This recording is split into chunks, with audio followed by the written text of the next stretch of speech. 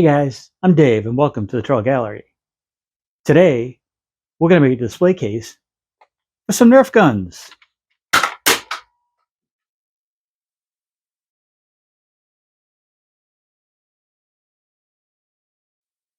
Our kids are grown and gone, and we're still waiting somewhat patiently for grandchildren. But that doesn't mean Christmas can't be fun. So this year, we bought 4 Nerf guns, and after dinner, commenced to shooting each other for about a half hour. And yes, we're still finding darts all around the house. These things don't store well, so I decided to make a Nerf wall. And yes, this is ridiculous. I understand that not everyone needs a Nerf wall. And like all good woodworking videos on YouTube, there will be an unnecessary use of walnut. But with that said, let's see if we can have some fun and create something that is useful and a little silly. I'm building this project with scraps I have kicking around the shop. This piece of 3/4 inch red oak plywood will make a great back, but it's just a bit too narrow. I had a piece of solid oak that would bring my panel to a better size for the 4 guns. Since the solid oak has a bit of a bow to it, I decided to use biscuits to help align things for the glue up. I cut 4 slots in the oak, and then the mating slots in the plywood. A bead of glue, some biscuits, and the 2 faces were clamped together. As I tightened the clamps, I made sure to align the 2 faces, doing my best to keep the oak a bit proud of the ply where I could. I let the glue squeeze out dry in place for about an hour and then came back and cleaned it up with a chisel. The open grain of oak would just fill up with the glue if I tried to wipe it off while it was still wet, and that would totally mess up the finish later. After a bit of sanding, I took my panel to the table saw and cleaned up the rough edge of the plywood side. The panel is too wide for my miter saw and the crosscut slit on my table saw, so I cleaned up the ends with my shop-made saw guide. The key here is to make sure that the new edge is square to the one I just cleaned up. The panel was flipped around and the other end was cleaned up, cutting it to length. One thing that makes this build fun is there are no plans and no set dimensions. I just need things to be large enough for the 4 guns. The cuts still need to be square though. Back at the table saw, I trimmed the opposite edge of the panel. Again, not to a particular size, just to give me a clean edge. I had this walnut board left over from a previous build, and since it has some defects, I figured this was a good use for it. I used this for the frame of the case. I crosscut 2 pieces a bit oversized at the miter saw. Back at the table saw, I ripped them down to width, or about 3 inches. That's just deep enough for the guns to sit in the case without sticking out. Well, mostly. As usual, I took these pieces over to the planer and cleaned up the saw marks. A few light passes cleaned up both edges. I want the back panel to sit in rabbets on the frame, and I'll cut that at the table saw. The first cut is for the width of the panel, or just about 3/4 of an inch from the fence to the far side of the kerf. Once all sides had that cut, I adjusted the fence and the blade height to complete the rabbet. I snuck up on the blade height until I got a clean shoulder and then ran all 4 pieces. The key here is making the second cut so that the waste falls away from the blade. You want to avoid cutting it the other way, where the waste gets stuck between the blade and the fence. That's a sure way to experience a kickback. Next, I put a chamfer bit in my router table to ease the outer edges of the frame. 1 pass on each face was all it took to remove any sharp edges.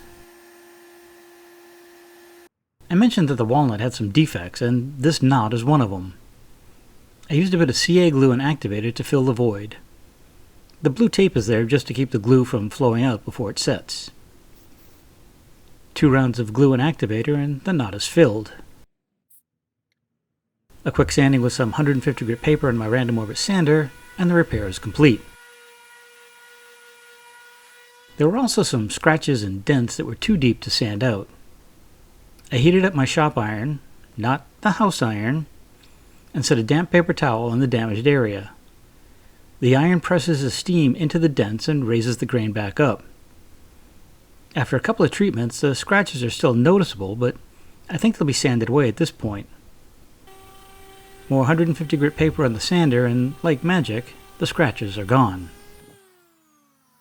With the frame pieces all cleaned up, it's time to start the joinery. Butt joints are easier, but miters look better. I set my miter saw to 45 degrees and cut one end of each of the frame pieces. I make a point to clamp my stock down when making angle cuts. This prevents the stock from being drawn into the blade and changing the angle. You might not notice it at the saw, but it will show up during the assembly. I cut the second miter on one of the short sides. Then I can use that as a guide as I sneak up on the length of the second miter on one long side. I take off just a bit each time, adjusting my stop block until I get the fit just right. Then I can come back and cut that second mating piece. Now I can repeat the process for the short frame sides. I mark the far end of the miter with the sides in place on the back panel.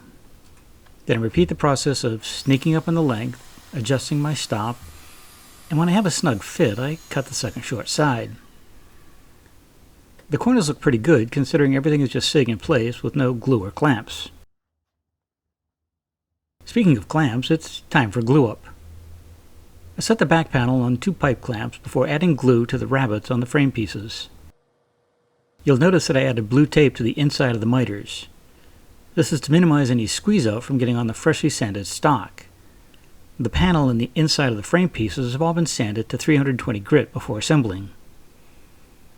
The long sides are set in place, and I add glue to the miters on the short sides before setting them in place. I use corner clamps to hold things square. I have 2 from Rockler, and I made 2 more in the shop. They hold the corners in place while I tighten the bar and pipe clamps. There was a bit of juggling, but in the end I got the corners tight and square. And just in case, I checked the diagonals to ensure that the entire assembly really was square. I wanted to add a few accessories to my Nerf wall, and I started by gluing up some 6/4 stock that I had kicking around. When the glue was dry, I used my straight edge jig to clean up one edge. Then it was over to the planer to clean up the opposite edge. A few passes and the glue joint was cleaned up on both faces. I milled up 2 other pieces of walnut. One was 3/4 of an inch square, and the other was 3/4 by 7/8, and they were both about 14 inches long. I put an 1/8 inch roundover bit in my router table and eased 2 of the edges on that big piece, as well as 2 of the edges on the smaller non-square piece of walnut. I swapped my bits from this small roundover to its big brother, a 3/8 roundover, for the next cut. This is a large bit, so I wanted to make my cuts in 2 passes. The square stock gets a roundover on all 4 sides, and its rectangular brother gets roundovers on the 2 remaining edges. The first pass takes off most of the stock, and if you notice, I stop about 1 inch away from either end. This will give me a registration point for the second cut. After raising the bit to its full height, I ran the stock again. The square stock is now a 3/4 inch dowel, and the rectangular piece has a half round bottom and a flat yet softened edge at the top.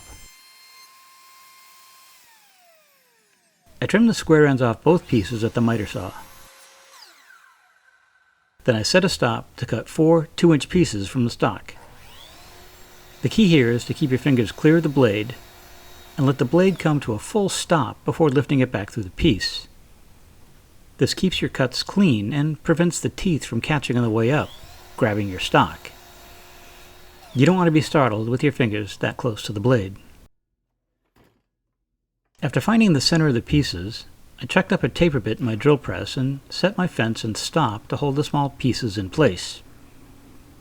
Then I could drill a pilot hole for the mounting screw, first in the round pieces, and then in the other pieces. The 4 guns were set in place and those walnut pieces could be located. Each gun get 1 dowel near the back and 1 flat piece to support the front. One at a time, the guns were carefully removed, and the location of the mounting pins were traced with a mechanical pencil. These locations aren't critical, and the small lead of the pencil will be easy to clean up later. After locating the center of each mounting pin, I use that same taper bit to drill through the back of the case. Once all 8 holes were drilled, I turned the case over and drilled the countersink for the screw heads. Before sanding off the pencil marks, I used a pen to mark each of the flat top locations, just so I remember what went where. A few minutes with the random orbit sander and some 320 paper, and those pencil marks and any burrs were gone. I used some number 8 by 1.5" wood screws to secure the mounting posts. I kept the flat top pieces as close to level as possible, and yes, the case is upside down at the moment. The dowels were just driven in place. Remember that larger piece of walnut I glued up? Well, that's going to hold my extra Nerf darts. There'll be 2 rows of holes, and I used blue tape on the face for my layout. I just find it easier to see that than the white pencil lines. With a 1/2" Forstner bit in my drill press, and my fence and depth stop set, I drilled out the 22 holes. Why 22? Because that's how many would fit on the length of my stock. The darts fit snugly into those holes, but to make it a bit easier to put them in, I used my 3/4" countersink bit to ease the top edges of the holes. It worked like a charm. Back at the router table, I put that 1/8" roundover bit back in to ease the last 2 exposed edges of the dart rack. While I was there, I thought I'd try my luck rounding over the outer edges of those mounting pins. I removed them for sanding and now carefully rounded over the edges. They didn't come out perfect, but close enough that I could sand them smooth and even. Again, just watch your fingers that close to a spinning bit. I marked the mounting holes for the dart rack on the face of the wall. I made sure that the screws would land between the holes I drilled to hold the darts, and then drilled them as before. First through the inside, and then I turned the unit over and countersunk for the screw heads on the back. Then I clamped the dart rack in place and pre-drilled through the back into the rack. I added a little glue on the 2 inside faces and clamped the rack in place. Then I fastened it with 2 number 8 by 2" screws. I was hoping to avoid any squeeze out, but no luck. I'll leave that to set up for about an hour before cleaning it off. The last step of the build is to add 2 keyholes to hang the rack from. I chucked up my keyhole bit in my HPRouter and set the depth. Then I grabbed my keyhole jig that works great for this.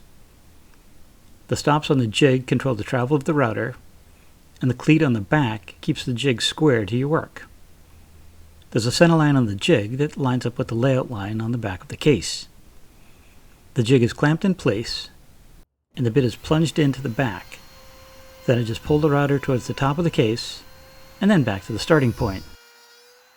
I let the bit come to a complete stop before lifting the router off. What you're left with is a keyhole slot that works great as a mounting point. The entire piece was sanded through 320 grit in preparation for finishing. I'm using Danish oil. It's easy to apply, maintain, and repair. And you can apply it without worrying about dust falling into your finish. I coat the entire piece with a clean rag. An acid brush is great for getting into tight corners. I let the oil sit for about 20 minutes before wiping off any excess. I'll repeat this process 6 times, applying 1 coat per day. I usually finish that with a coat of paste wax, but I think I'll skip that for now. This was a fun, maybe weird kind of project, but I think there were enough tips in there that you could apply to some of your upcoming projects. And I know I said I wasn't going to wax this, but I'll probably pull it off the wall and give it a couple of coats just in case. While not everyone needs a Nerf wall, I know you really want one. I'd love your thoughts on this video. Was there something I could have done differently, smarter, safer? Drop them in the comments below. And if you've ever done something as weird as this, send me some pictures. I'd love to see them. As always, I've added some links in the description of some of the tools and materials I used in this project, and should you need some of those things and use those links, it does help keep the channel going. If you enjoyed this video, maybe share it with friends and give us a thumbs up. And if you haven't already, maybe it's time to hit that subscribe button and the little bell so you get notified each time I put out a new video. This time I know what's coming up next, mostly because I put it off to get this guy out. But that's okay, because I'm celebrating. This is my 100th video, and what a better way to celebrate than something so childish. Until next time, you guys have a great day. Stay safe. Take care. We'll see you soon.